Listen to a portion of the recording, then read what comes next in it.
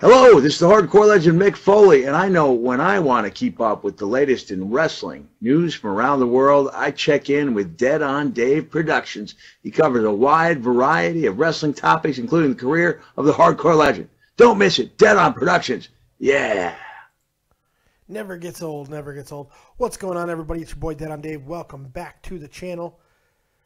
You see, I was going to do top 5 greatest WrestleMania matches of all time. That was the plan. That's what you're here to see. However, after my brain started hurting and I started crying blood, I figured it was time to go a different route. Just a little bit. So instead, what we're going to do right now is talk about a must-watch list for any wrestling fan. And I'm going to talk about certain matches. I'm going to target them a little bit more than the rest. But this is your must-watch greatest matches in WrestleMania history. Sound good? And instead of looking at me, what I've gone ahead and done is I created a nice little slideshow. That's my face, but that's okay.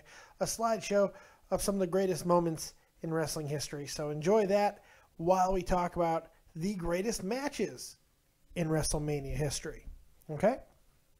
And look, there's an ad. Go ahead and read the ad. So that's good. So let's go ahead and get right into it.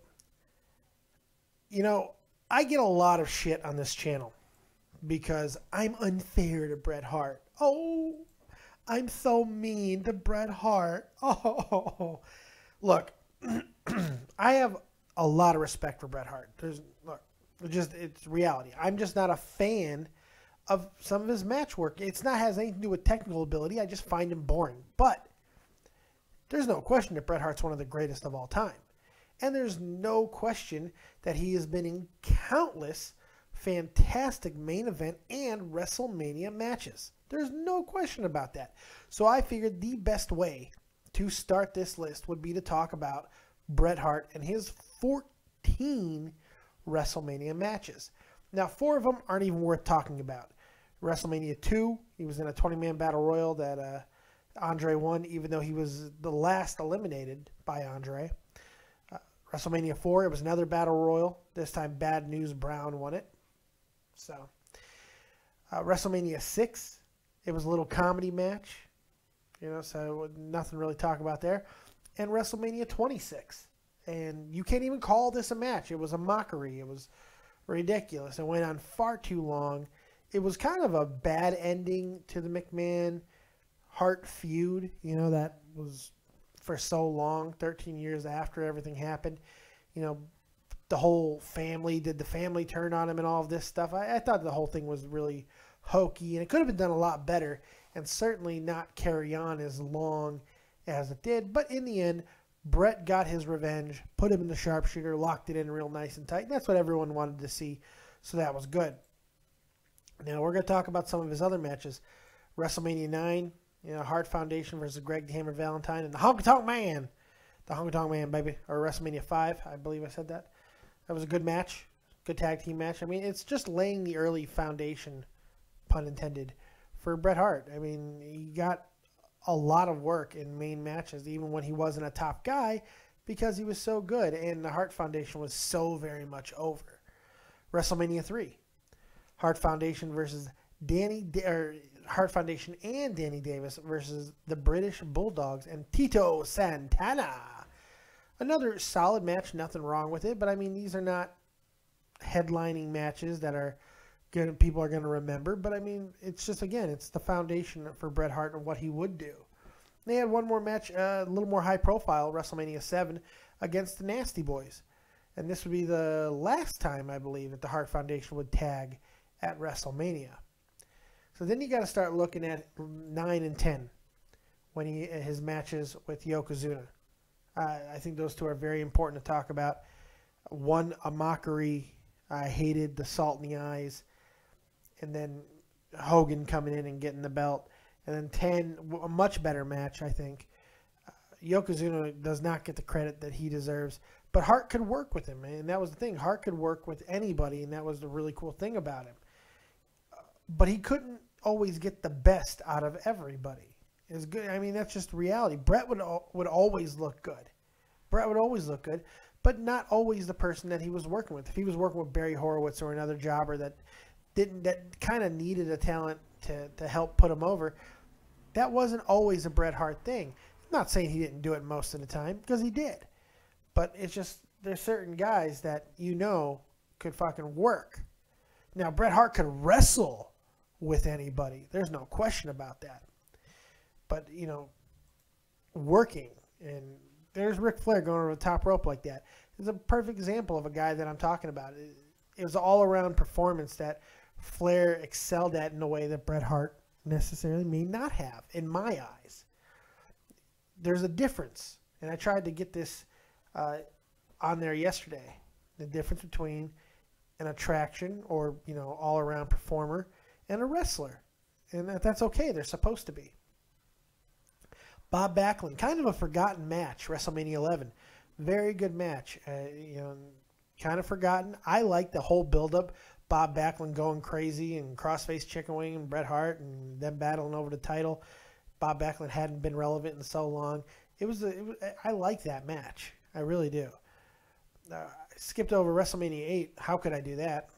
WrestleMania 8, Roddy Piper and Bret Hart for the Intercontinental Championship, which was a great match. Good build, but it was kind of rushed at the last minute. Like, Piper changed his tone on stuff, and it was kind of cool. And Piper had such good promos, and the match was really, really, really well done. If you're just a fan of seeing a match go through its paces and start one way but finish another, this is the type of match that you want to see, because it started in nice and technical stuff and stuff you don't get to see out of Roddy Piper a lot, because you don't really think technical when you think of Roddy Piper, but they were both trading holds throughout the beginning of the match. And then it just kind of devolved into a slugfest, and it was a lot of fun to watch. It was a great match. I really do enjoy it.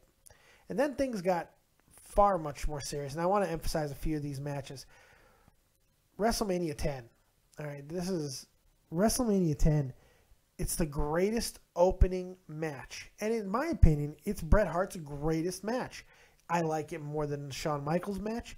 I like it more than the Austin match. Bret Hart versus Owen Hart, WrestleMania 10, opens the show. Absolutely phenomenal. Phenomenal match. If there's one match you're going to watch today, go watch Owen versus Bret, WrestleMania 10. Great match. Greatest opening match to any pay-per-view in the history of wrestling. It is so good. It's that good. Now, it's true. The 60-minute Iron Man match gets so much more press and so much more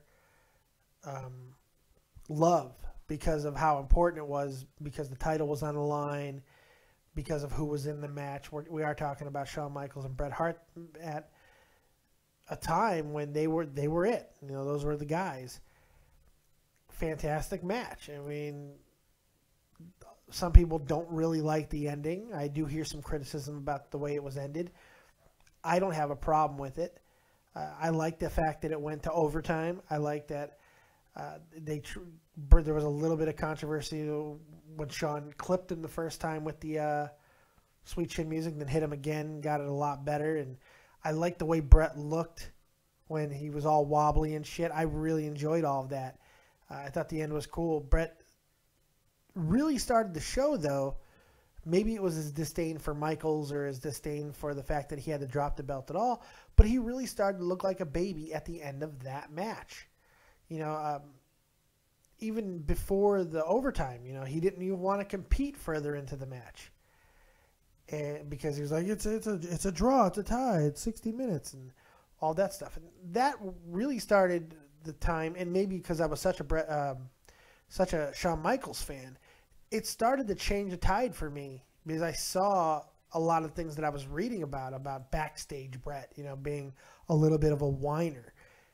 And you could see it in that match. It's all over it. Doesn't take away from how great the match was, because it is fantastic. WrestleMania 13, however, is probably his most talked about match, and it's with Steve Austin, the famous double turn. Maybe the most important. In my opinion, it's not his greatest match at WrestleMania, and even though it's on many lists as the greatest match of all time in WrestleMania. I don't think it's ahead of the Owen Hart match. In fact, I don't even think it's ahead of the 60-minute Iron Man match. However, what happened in that match is certainly one of the, if not the most important things that's ever happened in wrestling, because without that double turn, without Stone Cold Steve Austin passing out in his own blood, without Ken Shamrock looking lost most of the time, does Stone Cold become the star that he later becomes?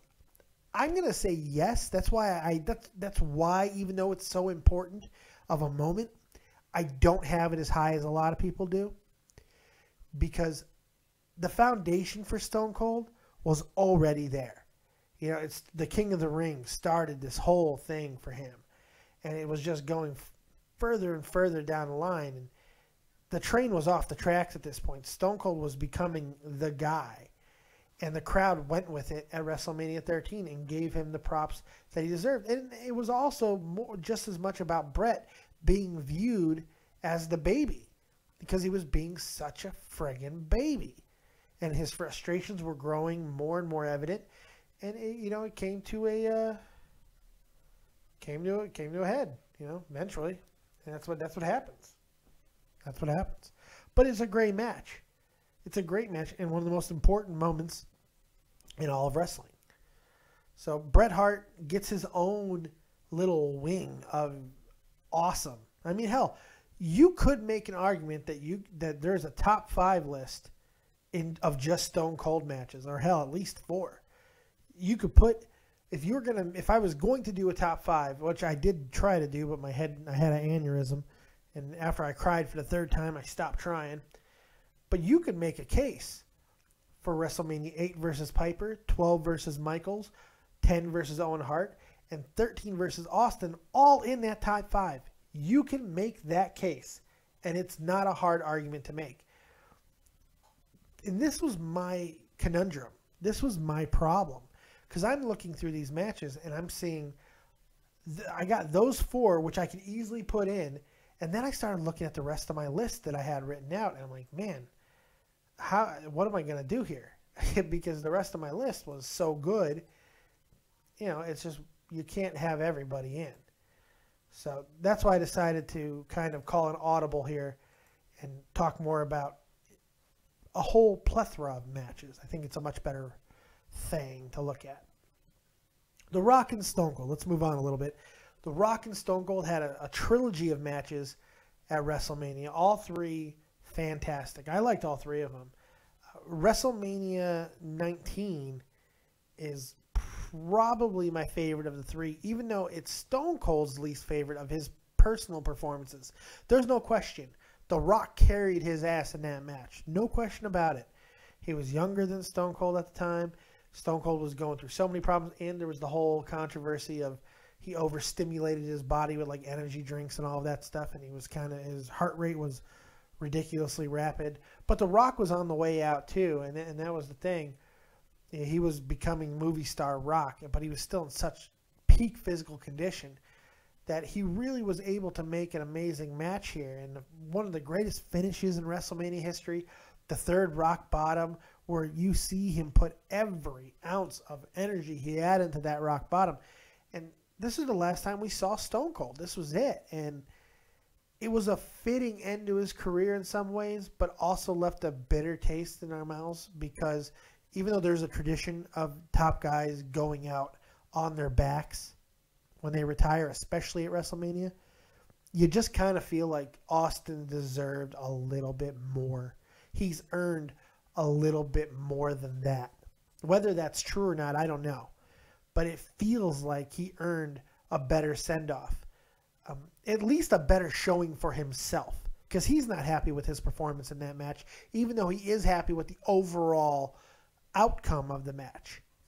But I'd like to see him one more time with somebody, probably CM Punk. But now CM Punk's coming out into the media and saying there's 0 chance I'm ever working with WWE again. Smart move, dickhead. Oy. Anyway, Edge and Christian versus the Dudleys versus the Hardy Boys. WrestleMania 17.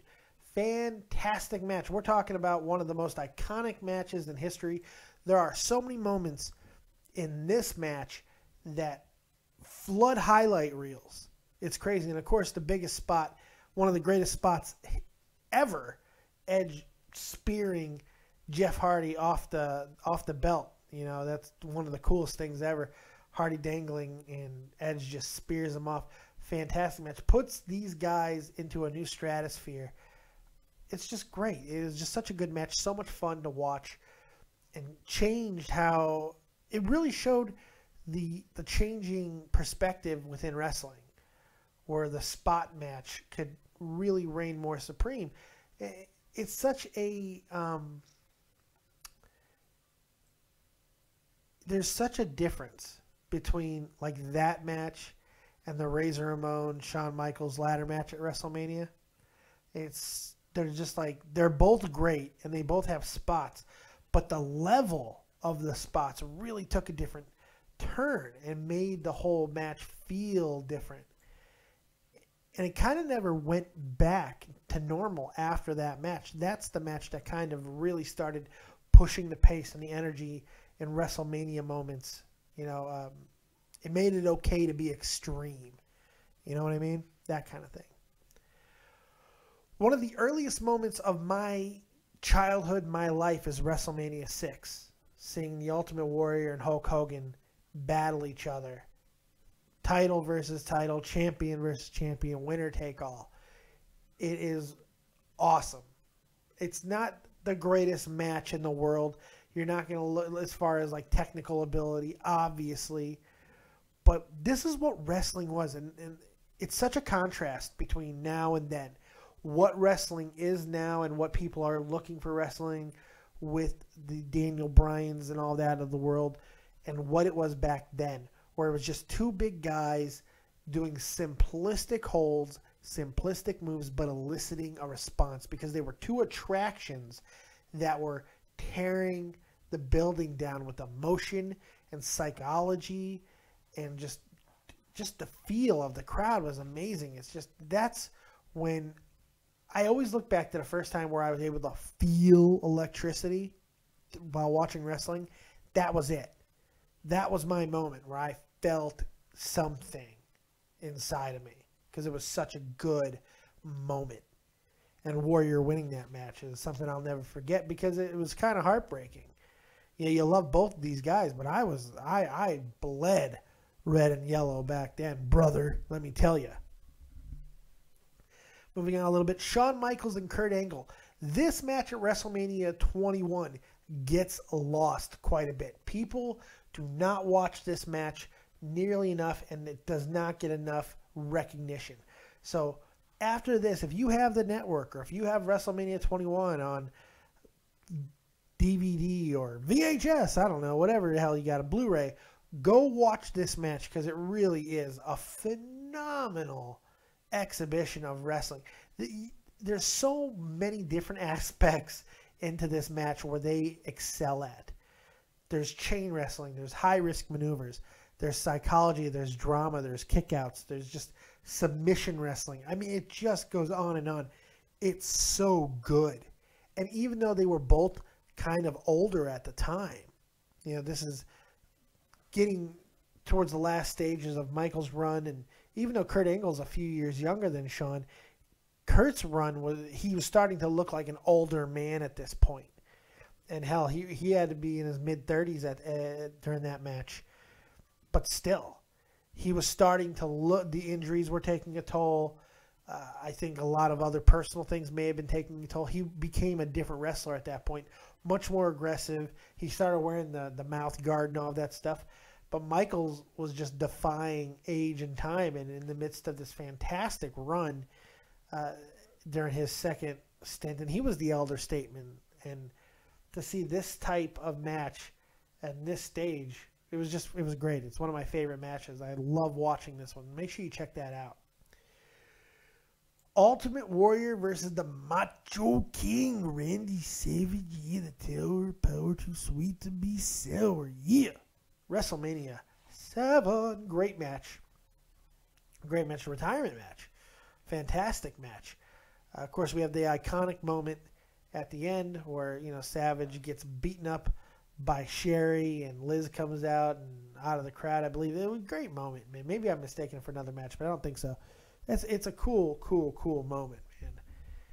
And you get to see Liz and Randy back together again. You know, it was beautiful. I love it. Just a cool moment. Great match. A lot of fun. Again, when you look back at WrestleMania 6 and WrestleMania 7, Savage was that gap bridger between, a spectacle and a wrestler, because he could wrestle very, very, very well, but also be that big attraction, that guy that you want to see. He's on a short list of people like that. Just an amazing match. And Warrior was just Warrior, just intensity wherever he went. Just rah, it was cool.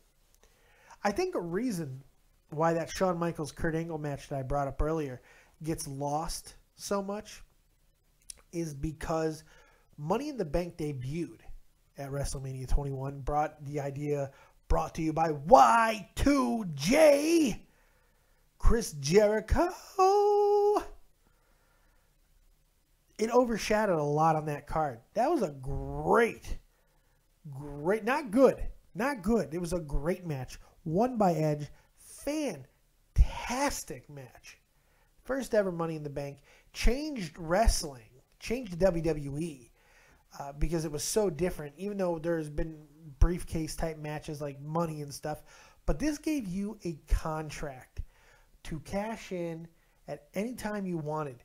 And it wasn't just the fact that you would get that, it was how that it would be used. Nobody knew exactly how Edge would use it. But he waited so long, and when he finally does use it to cash in on a bloody and beaten John Cena at Elimination Chamber. I mean, almost 8, 9, 10 months later, it felt like. That was unique, and it was different, and it changed how we look at wrestling in a lot of ways. So it was so important. Great. If you haven't watched it in a long time, I know it was 10 years ago. I know, man, it makes me feel old. Great match, something you gotta watch. It really is a mind-blowing affair. You know what rhymes with affair? Flair, Ric Flair, Macho Man, Randy Savage, WrestleMania 8. This uber personal match between Ric Flair and Randy Savage. Rick putting the smooch on Miss Liz after the match, even though Randy prevailed and got his gold. I wish Ric Flair would have stayed in WWE. I really do. I love Ric Flair so much. I would have loved to have seen more WrestleMania matches from Ric Flair. Because, can you imagine, you take out some of the stuff. Hart was emerging at the time. Maybe instead of Hart Piper at 8, as great a match that was, can you imagine how amazing it would be if Ric Flair was in there instead? Maybe Yokozuna doesn't get pushed at 9 instead because you got Ric Flair there. Can you imagine the type of matches that he could have? Owen Hart and Ric Flair, Bob Backlund and Ric Flair. There are so many matches they could have done for WrestleMania and do so many different things. It would have been absolutely amazing. I really wish it would have happened, but it didn't. Rick had a few WrestleMania moments, especially in the early days, and he capitalized on them. And this is one of those matches that people point to and go, oh, that was a match. That was a battle. And Savage doesn't get the credit he deserves because he shows up in these greatest lists of all time constantly because his work was so consistently good. But here's the thing. People want to talk about Bret Hart in this light where it's like, well, you talk about the greatest matches of all time and all these different things, and Bret Hart matches constantly show up, and that's true. But the other side of the equation is it's not like it's Bret Hart versus the Brooklyn Brawler. It's Bret Hart versus Owen Hart. It's Bret Hart versus Shawn Michaels. It's Bret Hart versus Stone Cold Steve Austin. These are the matches that are, and Piper and all these guys. It's the same for other wrestlers as well. Shawn Michaels litters any greatest match list. He has more matches here on this list than Hart does. Because the guy, but again, it's not Shawn Michaels versus Duke the Dumpster Droese. It's Shawn Michaels versus Chris Jericho. It's Shawn Michaels versus Kurt Angle. Undertaker. for iconic matches to take place on the biggest stage, you need a lot of times two amazing athletes. You need two amazing superstars to pull it off and give you that moment. That's not to take away from the lower guys on the card, because they can steal shows and take great matches for themselves. But it's not as easy, because we care about these guys. We care. So that's another match. Shawn Michaels and Chris Jericho. What a fantastic friggin' rivalry they had. The first one, too. This was the first rivalry they had. It wasn't even the second one, which I like a little bit more when they're older and his wife, when Jericho slugs his wife and shit. Oh, my God. Absolutely love it. The Shawn Michaels and the glass in the eye and all that stuff. Oh, God. Great. But this was cooler back. This was WrestleMania 19. A little bit cooler of a match because Jericho was being viewed as Shawn Michaels, and he was using so many of Michaels' moves. And he looks like Michaels. He acts like Michaels in a lot of ways. So the comparison was always there. And then Shawn being back in the fold now, he gets an opportunity to take on Jericho on the grandest stage of them all. And they tear the friggin' house down. Absolutely steal the show. And then they have such a cool moment. Jericho's crying after the match, and he's shaking his hand. He's hugging him. And then he kicks him in the dick. And Shawn just slumps down Jericho's body, almost in this why type of thing. It's so good. And Jericho just pushes his head to the ground. Oh, my God. It's such good drama and such good storytelling. I mean, that's what we want to see. No belts involved needed, no extra things. There was no stipulations. It was just a match. It was just a match, and it was great. The Rock versus Hulk Hogan, WrestleMania 18. This was not supposed to be the match that it turned out to be. People forget that Hogan was starting to do face-type things anyway. The NWO was not happy because the NWO was back in the WWE at this time. They weren't happy that Hogan wasn't just jumping the Rock and all this stuff. Hogan was actually going to fight him at WrestleMania. And that pissed them off, and you could see that there was starting to become a rift. And what's more, The Rock was starting to lose a little bit of his luster because people were knowing that the movies were coming and his time was lessening. I believe he had already started missing time for movies. I want to say this, The Mummy Returns. I want to say that he was already doing a role for that at this point. So he was already starting to become that guy. And in a lot of ways, there were parallels between The Rock and Hogan. Hogan is nowhere near the athlete that the Rock was, and nowhere near the wrestler. But as far as the way that they were able to captivate crowds and their crossover ability into mainstream, they're very similar in that category. Their names are more known than some major athletes around the world. Hulk Hogan and The Rock. Everybody knows who they are, especially now. Now that Hogan is also not the actor that The Rock is turning into. The Rock is becoming a serious crossover into major media in a way we've never seen a wrestler do before. The Rock is becoming an entertainer on a different level that we've never seen a wrestler do before. So it's pretty cool to see those two in that spot at WrestleMania 18 and see the crowd start to turn on Rocky there and start to be Hulkamaniacs again, brother. And then Hogan posing after the match. It was just a cool moment. Not a great match. I don't feel that the match was fantastic. Some people go, oh, Hogan had a throwback performance. I don't believe that. It was very simplistic. A lot of rest holds. But there was a lot of psychology and the things Hogan was doing that were harkening back to the time where people loved him. It was just a good, solid, working match. It wasn't anything spectacular as far as work goes, but it was so emotionally gratifying to see the whole thing play out. It's just fantastic storytelling. It's really a lot of fun. Kurt Angle, Chris Benoit, WrestleMania 17. Just another one. Just another match that, we don't get to talk about Chris Benoit anymore. They're trying to completely erases memory from the business, and it's not right. This match had no build. It was made like a week before WrestleMania, and they just went out and did a clinic. I mean, really, it could have been looked at any friggin' gym, any training facility. You would just go, hey, guys, go show everybody else how to wrestle. Just chain wrestle and mat wrestle. Just show everybody. And that's what they friggin' did, man. These two just went out and absolutely killed it. Killed it. Maybe saying killing it and Chris Benoit in the same sentence isn't the smartest thing in the world, but hey, that's okay. I'm not a genius. But they really did. They absolutely murdered. Why am I? Oh, the words I'm using are just so not appropriate.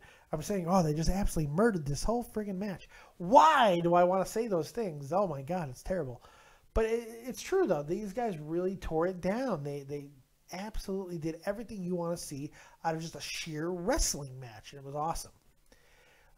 I like when matches do things a little bit different and you're not really expecting them.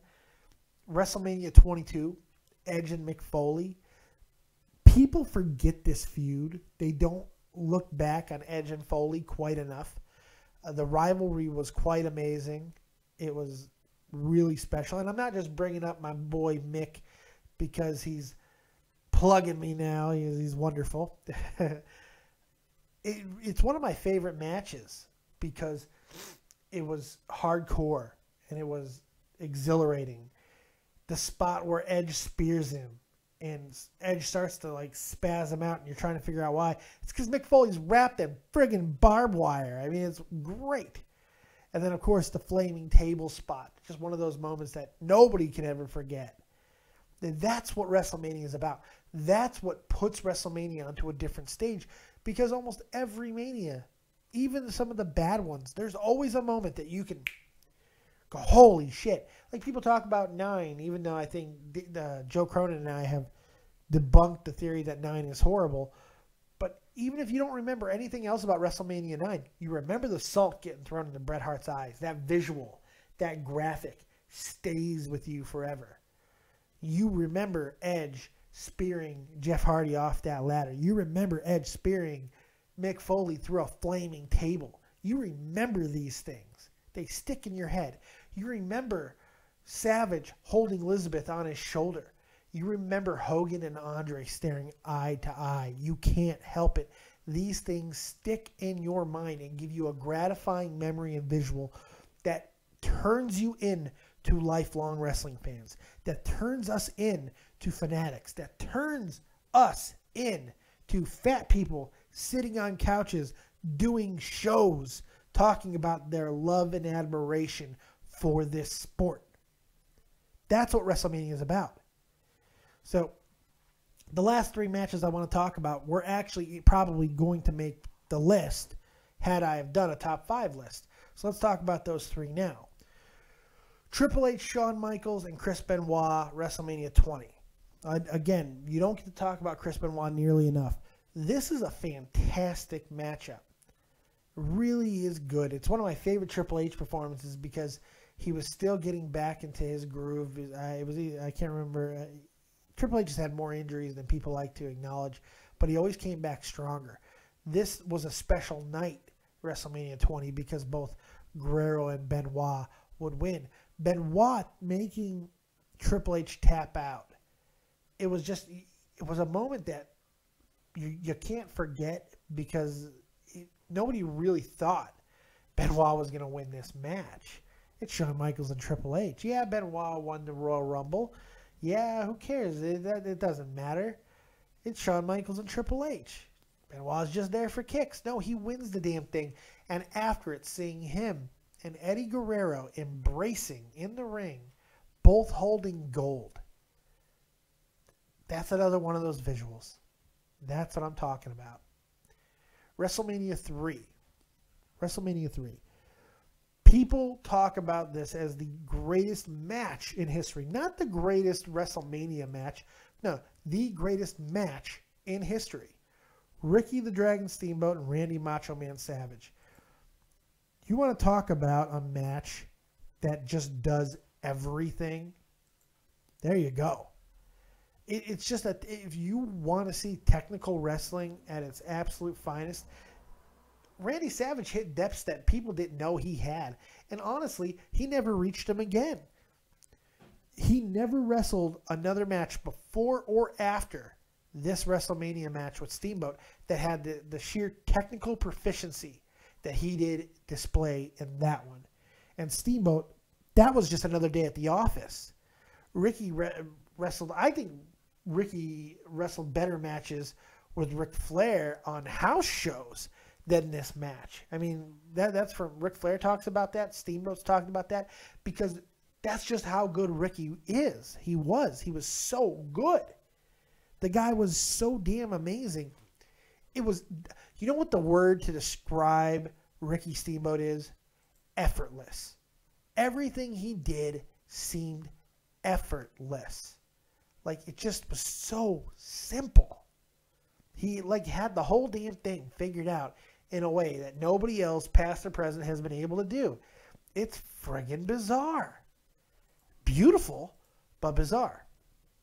Now, I know I said I wasn't doing a sheer top 5 and all that, and I'm not. But I'm going to go ahead and reveal what I was going to pick as the greatest match in WrestleMania history, because I feel it is not only the greatest match in WrestleMania history, it's my favorite match of all time. If you put a gun to my head, Shawn Michaels and The Undertaker, WrestleMania 25, the first one.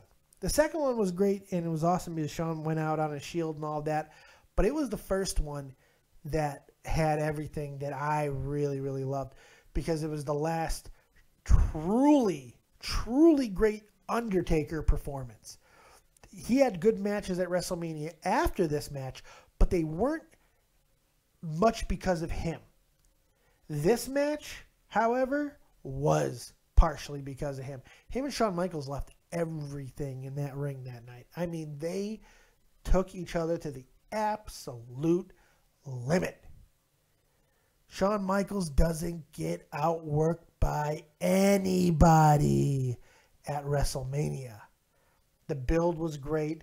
The match was fantastic. The ending was spectacular. Shawn Michaels trying a moonsault onto a standing Undertaker. Undertaker catches him in a tombstone pile driver position. Spike pile drives him, which you don't see much anymore, to win the match. It's absolutely beautiful. There is not a down moment in that match. The crowd is into it. The kickouts are amazing. Everything about it is spectacular. Start to finish, it's the greatest match I've ever seen. If I had, and I've probably said other matches are my favorite matches of all time, but this really is it for me, I think. It's such a hard statement because there's so many great matches, and someone will put in the comment section, what about this? I'm going to go, oh, yeah, God. And I know there's matches I forgot to talk about because there's just so many. There's just so many. But it's okay. That's the way it is. That's the way it is. So there it is. If you want matches that you have not seen in WrestleMania, if you're new to wrestling and you want to get juiced up for WrestleMania, because Lord knows this build isn't doing it, then go ahead and check this out, because this is a really, really good friggin' match, or a good list of matches. I'm sorry I got a little bit distracted here. I just read something, and I'm probably going to do a video on this after. In fact, I'm not going to talk about it yet. I'm going to go ahead and do a video on it after, because this is terrible. This is off of Wrestling Inc. AAA wrestler dies after in-ring spot with Rey Mysterio. Pro Wrestling Torch reports that AAA wrestler El Hijo del Perro Agulla, geez, I'm sorry, I really butchered that name, died early this morning after a mishap during the 619 spot with WrestleMania, or with Rey Mysterio at a show in Tijuana, Mexico. News reports that El Hijo took the initial move in the trachea and experienced whiplash. He was later transported to a nearby hospital. Newspaper ElMexicano.com reported El Hijo died around 1 a.m. local time. Wow.